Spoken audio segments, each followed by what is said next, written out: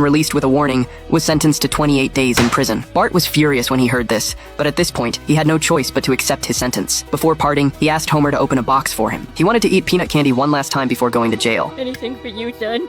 Snakes! Gotcha! You little... Seeing that Bart still showed no remorse, Marge was heartbroken. She believed she had spoiled her son. Fortunately, Homer comforted her in time, which made her feel slightly better. Oh, honey, I didn't mean never. Definitely on his deathbed. When he's dying. The family then found the clown and tried to get his forgiveness, but seeing his miserable state, they were all shocked. He looks just like me! And Maggie looks just like Lisa! And Milhouse's mother looks just like Milhouse's father! Why is this universe so lazy? At that moment, Lisa suddenly had a bright idea and suggested he could use this opportunity to reinvent himself as an actor. Between Krusty the Clown and Krusty the award-winning actor, the latter certainly sounds more impressive. However, having been a clown his whole life, all he knew was how to make people laugh. I'm even reading this off a card.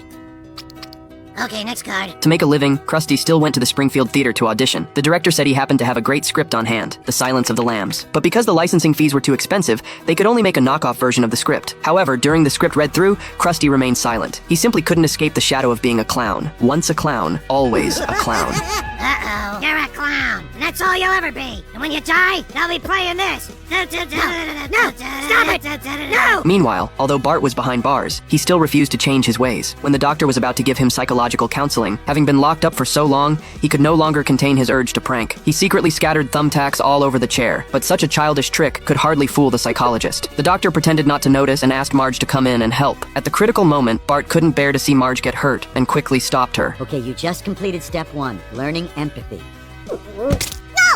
A few days later, Bart put on a sharp suit, ready to be released. The final step was to apologize to all the people he had pranked. I've had to wear a merkin on me face. Since he had pranked too many people, he could only gather them together for a public apology ceremony. Everyone thought Bart had turned over a new leaf. Little did they know he was just plotting an even bigger prank. Before the ceremony began, Marge found Bart and told him she would always be by his side. He just needed to boldly step forward and admit his mistakes. Her words made Bart hesitate, but it was already too late.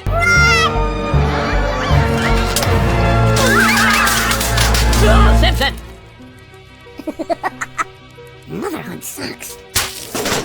In the end, Krusty performed this serious drama in clown style, just like how Bart could never change his love for pulling pranks. All's well that ends well.